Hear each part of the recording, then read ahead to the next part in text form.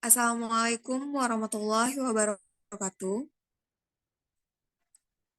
Analisis instrumen membahas tentang peralatan spektroskopi, operasinya, dan penyiapan sampel untuk analisis dalam berbagai jenis peralatan.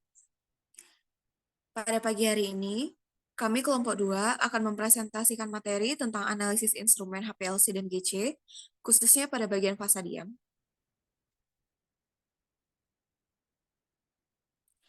Mata kuliah ini dibimbing oleh dosen pengampu Profesor Dr. Renat Rinaldi Idrus, SSI. Dan selama berjalannya presentasi, saya akan memandu pada presentasi pagi ini, disertai dengan kelompok saya yaitu Cut Nur Afifah, Tri Ayu Lestari, dan Apriani Zaluku. Untuk pemaparan materi pada slide pertama dan beberapa slide ke belakang, akan langsung dipaparkan oleh anggota kami, Apriani Zaluhu. Waktu dan tempat kami persilahkan. Terima kasih Melayata. Pada pendahuluan kita akan menjelaskan tentang analisis instrumen.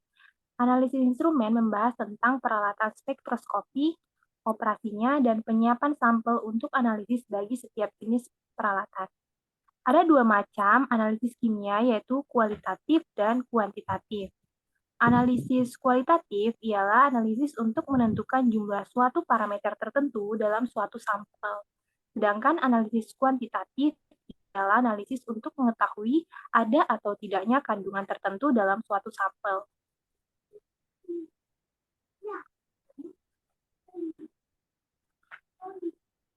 Kemudian metode kromatografi adalah salah satu teknik pemurnian yang banyak dilakukan dengan proses analisis kimia dan produksi karena sifatnya yang selektif. Pemurnian dengan kromatografi dilakukan dengan cara memanfaatkan perbedaan sifat fisika dan kimia umum dari bentuk molekul atau ion, ukuran partikel, kelarutan, dan lain-lain. Nah, kromatografi adalah pemisahan zat terlarut berdasarkan perbedaan migrasi suatu sistem yang terdiri dari fase diam dan fase gerak. Kemudian ada prinsip pemisahan kromatografi, yaitu adanya distribusi komponen-komponen dalam fase diam dan fase gerak berdasarkan perbedaan sifat fisik komponen yang akan dipisahkan. Nah, kromatografi dapat digunakan untuk analisa kualitatif dan kuantitatif. Pada dasarnya, semua cara kromatografi itu menggunakan dua fase, yaitu fase diam dan fase bergerak. Fase diam itu adalah fase stasioner dan fase gerak adalah fase mobile. Jenis kromatografi pada fase diam adalah kromatografi kolom, lapis tipis, dan kromatografi kertas. Selanjutnya ada kromatografi atau high perform liquid chromatography, yaitu sebuah teknik analisis untuk mengidentifikasikan zat atau senyawa dan memisahkan serta mengukur jumlahnya dalam suatu larutan campuran. Adapun prinsip kerja dari HPLC yaitu pemisahan komponen analit berdasarkan kepolarannya. Setiap campuran yang keluar akan terdeteksi dengan detektor dan direkam dalam bentuk kromatogram. Next. Nah, selanjutnya ada GC atau gas kromatografi, yaitu merupakan suatu teknik pemisahan yang bersifat volatil atau mudah menguap dalam fase gas melalui fase diam. Adapun contoh senyawa yang bersifat volatil itu seperti etanol, benzen, nitrogen, dan lainnya. Prinsip dari gas kromatografi atau GC sendiri yaitu berdasarkan interaksi antara fase geram dan fase diam dan fase gerak.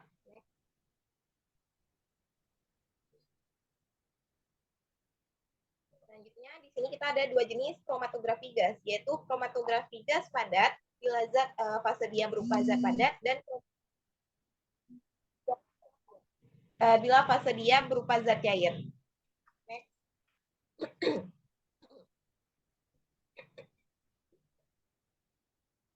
Fase diam HPLC dan GC. Fase diam adalah fase tetap di dalam kolom berupa partikel dengan pori yang kecil dan memiliki area surface tinggi. Kolom merupakan jantung kromatografi di mana pemisahan komponen cuplikan terjadi yang berwujud puncak-puncak yang disebut dengan kromatogram. Nah, dapat dilihat di samping sini ada gambar yang memperlihatkan rangkaian alat atau komponen dasar HPLC. Yang pertama yang di atas ini ada HPLC, di mana pertama di sini ada solvent atau eluent yang berfungsi sebagai fase gerak yang akan membawa sampel tersebut masuk ke dalam kolom pemisah.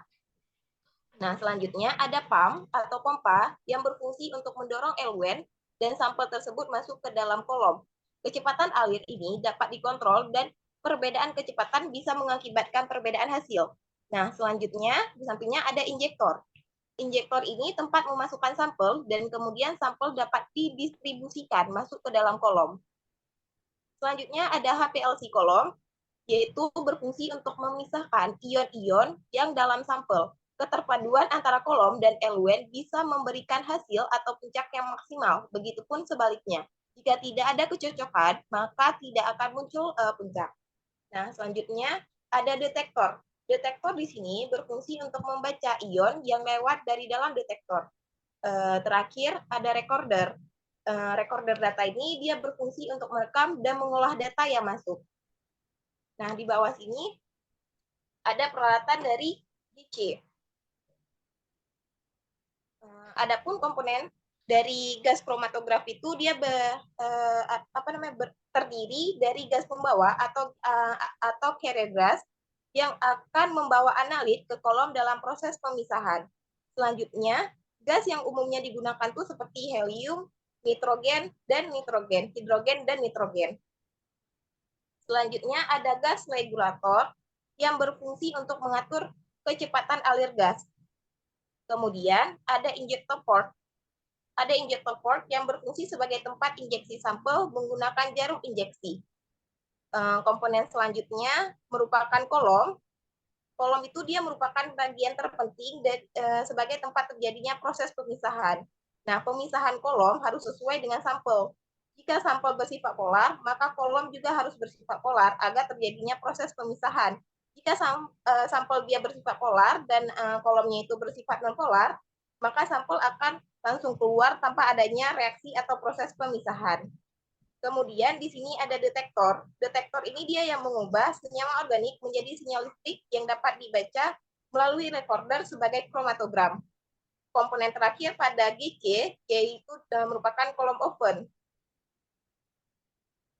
Nah, di kolom oven sampel harus berupa gas dan perlu oven untuk menstabilkan suhu agar tetap berada pada fase gas. Pada gas kromatografi, adanya gradien temperatur yang merupakan kenaikan suhu kolom secara bertahap, bertujuan untuk senyawa yang memiliki rentang titik didih atau titik uap yang berbeda jauh.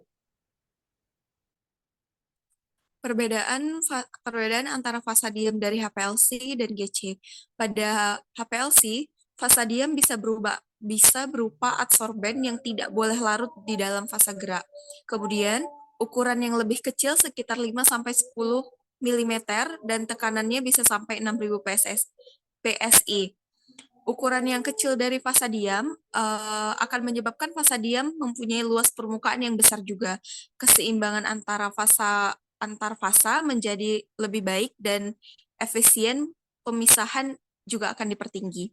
Kemudian, pada bagian GC, fasadium berupa suatu cairan bertitik didih tinggi dan proses serapannya lebih banyak berupa partisi yang berupa padatan dan adsorpsi memainkan peranan utamanya. Kemudian, fasadiumnya juga stabil pada pemanasan, serta yang terakhir memiliki kelarutan yang cukup. Jenis-jenis dari kolom HPLC yaitu yang pertama ada Grace HPLC kolom, kemudian ada stainless steel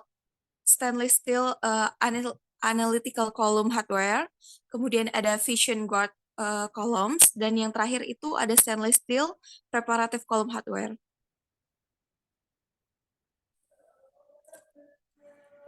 Jenis-jenis dari kolom GC yaitu pack column itu bisa terbuat dari glass, metalnya itu termasuk aluminium, CU, stainless steel, dan lain-lain. Kemudian panjangnya bisa sampai 1-6 meter dengan diameter 2-4 mm kubik.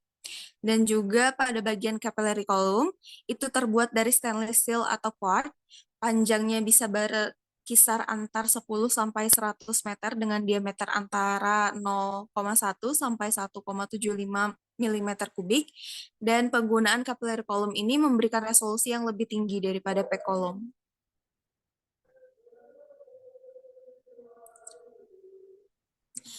Pada bagian perbedaan pack column dan capillary column itu tertera pada tabel yang seperti saudara-saudara lihat, dan perbedaan ini didasarkan pada beberapa parameter, yaitu tabung, panjangnya, diameter dalam, jumlah lempeng, total lempeng, tebal lapisan film, resolusi, kecepatan air, dan yang terakhir itu kapasitas. Untuk jenis fase diam pada kromatografi gas sendiri, itu biasa digunakan fase diam cair, yaitu berupa metil silikon, kemudian ada heksametil tetraskosan, lalu ada metil benyl silikon, dan ada trifluoropropil metil silikon, kemudian ada dietilen glikol succinat. Di mana fase diam cair ini memiliki masing-masing suhu maksimum, kepolaritasan, dan berdasarkan pelarut, masing-masing pelarut yang akan digunakan. Untuk polaritas, di sini dapat kita lihat bahwa ada kepolaran yaitu non-polar, ada semipolar, dan polar. Dan untuk jenis pelarut sendiri, biasa digunakan dengan kloroform, itu kloroform hangat, dan aseton. Kemudian untuk syarat fase diam kromatografi gas sendiri, yaitu pada komponen-komponen sampelnya itu dia harus mempunyai koefisien partisi yang berbeda-beda. Kemudian untuk sampelnya itu harus mempunyai kelarutan yang cukup dan tidak boleh meleleh pada suhu analisis dan stabil pada pemanasan. Fase diam yang biasa digunakan itu dia antara 2-30%, karena semakin banyaknya fase diam yang digunakan, dia akan semakin banyak pemisahan dan semakin lama waktu retensi. Kemudian fase diam dapat berupa senyawa polimer dengan polaritas yang berbeda-beda. Jadi, pada material kolom yang terdapat fase diam akan berinteraksi dengan komponen sampel sehingga dapat terjadi suatu pemisahan, di mana akan terjadi lamanya waktu retensi atau waktu retensi untuk interaksi tersebut akan dipengaruhi oleh kekuatan interaksi dari material kolom dan komponen sampel. Fase diam sendiri adalah fase tetap, yang dimana dia terdapat di dalam kolom berupa partikel dengan pori yang kecil dan memiliki area surface yang tinggi. Dalam kolom ini akan terjadi proses pemisahan di mana komponen sampel akan ditahan oleh fase diam, kemudian akan larut oleh fase gerak yang terus-menerus dialirkan sehingga melewati kolom untuk menuju ke detektor. Detektor nanti akan mendeteksi adanya komponen sampel di dalam kolom dan menghitung kadarnya sehingga keluar dalam bentuk angka pada layar komputer. Baik, sekian pemaparan materi yang dapat kami sampaikan. Jika para audiens mempunyai pertanyaan, silakan bertanya pada kolom komentar. Kami akan menjawab pada komentar yang telah Anda sematkan. Untuk presentasi ini, kami dari kelompok 2 undur diri. Lebih dan kurang kami mohon maaf. Assalamualaikum warahmatullahi wabarakatuh.